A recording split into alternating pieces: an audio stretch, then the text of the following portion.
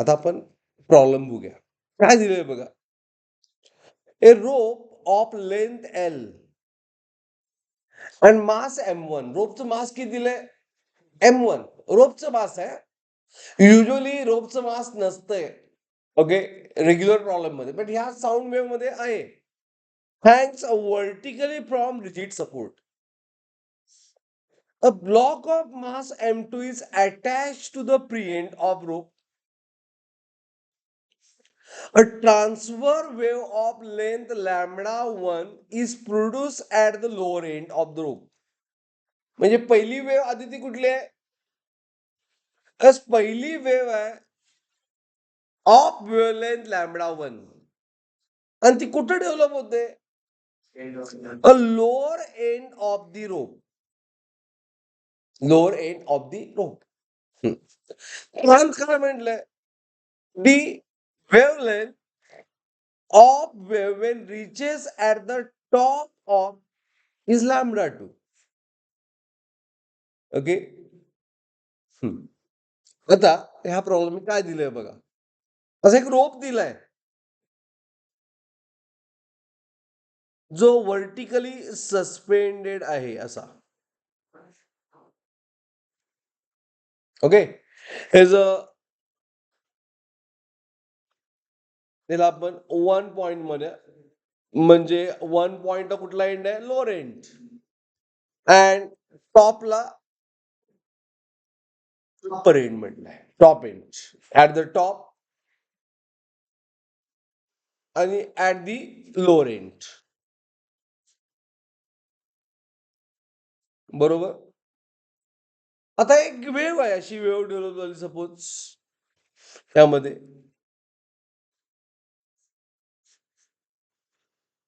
आता ह्या वेवची वेवलेंथ दिले लॅम्बडा 1 इथं 1 ला अँड लॅम्बडा 2 दिले ऍट 2. बरोबर. आणि आपल्याला फाईंड काय करायचं आहे? लॅम्बडा 1 बाय लॅम्बडा 2 असं फाईंड करायचं. आपलं फाईंड करायचं लॅम्बडा 1 बाय लॅम्बडा 2.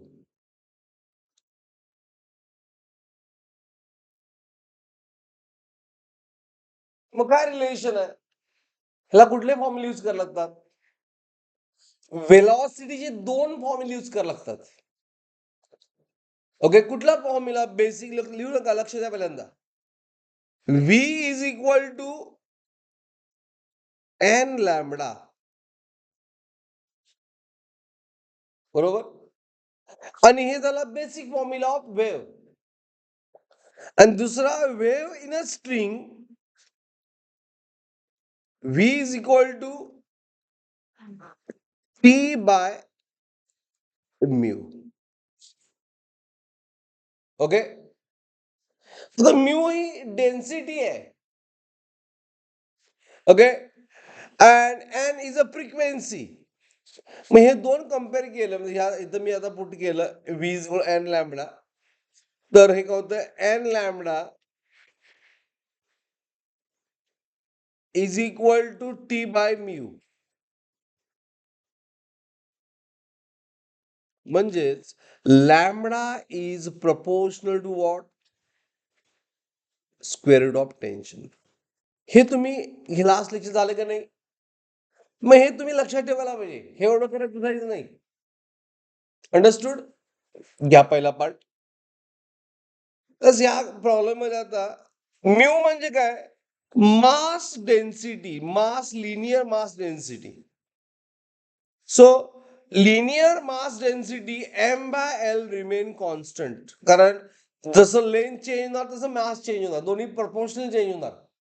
त्यामुळे हे कॉन्स्टंट असतं. Okay, is a constant for particular rope. राहिलं फक्त काय, आता टेन्शन फाइंड करायचं. मग ऍट लोअर एंड, बघा लक्ष द्या, फार महत्वाचं आहे. ऍट लोअर एंड, आता लोअर एंडचा मी हा पॉइंट मार्क केला बा. हा पॉइंट म्हणजे काय? लोअर एंडचा पॉइंट. मग लोअर एंडला किती टेन्शन असणार, किती टेन्शन डेव्हलप होणार? Depend upon a mass. आता ह्या प्रॉब्लेम मध्ये अजून एक गोष्ट काय दिले, बघा लक्ष द्या, दुसऱ्या लँग्वेज मी सांगतो. हा रोप आहे,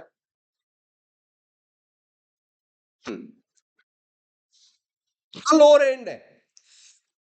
लोअर एंडला एक मास आहे का नाही? लोअर एंडला एक मास आहे. मास किती आहे ते? Suspended.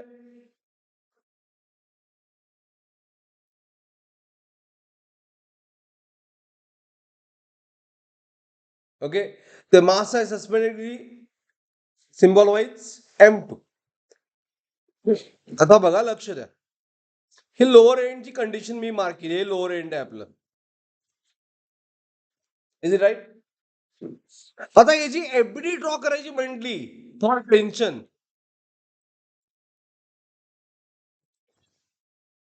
FBD of lower end. मग मी डॉट म्हणजे लोअर एंड मार्क केला. लोअर एंडला किती वेट ऍक्ट झालं? लोअर एंडला फक्त M2 ऍक्ट होतंय लोअर एंडला. सस्पेंडेड वेट M2 आहे, बट वेट आहे, मास आहे, ते वेट पाहिजे आपल्याला. सो वेट W2 किती असणार? M2 into G. Understood? Getting everyone? Lower एंडला फक्त ते मास आहे. ओके, त्यामुळे त्याचं that mass will give tension at lower end T1.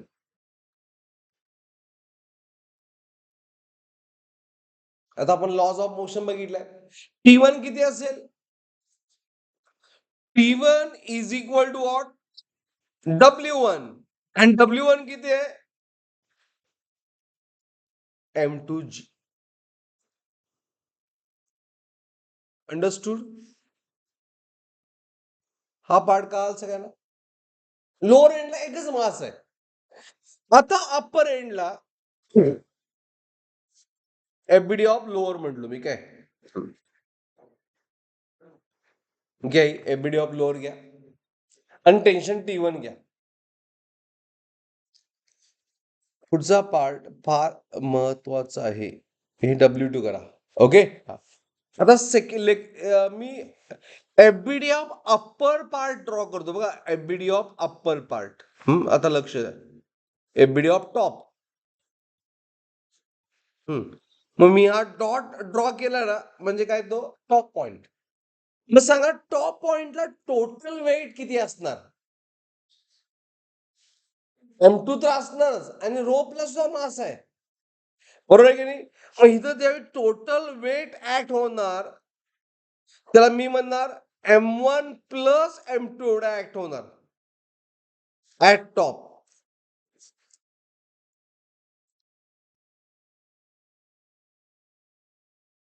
टॉपला हा सगळा रोप ऍज वेल एज अ मास, त्यामुळे टॉपचं वेट ह्याला मी W2 म्हणतो.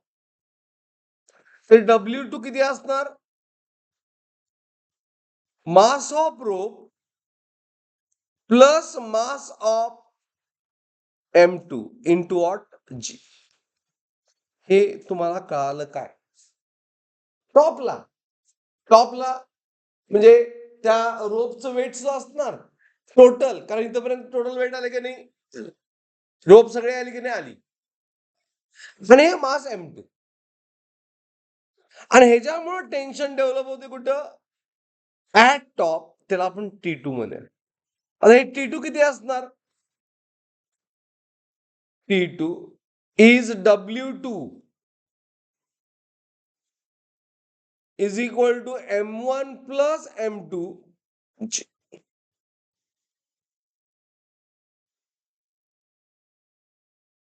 क्या, एक मिनिट म्हणजे लेट मी फिनिश इट. हा, झालं.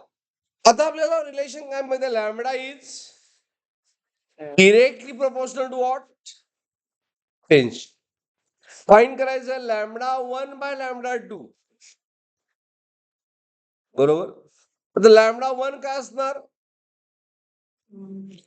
It is a direct relation T1 by T2 बरोबर आहे की नाही? Direct relation. T1 किती आहे? T1 आहे फक्त M2G and T2 M1 plus M2G. G get cancel आणि त्यामुळं किती आला answer? M2 divide by M1 plus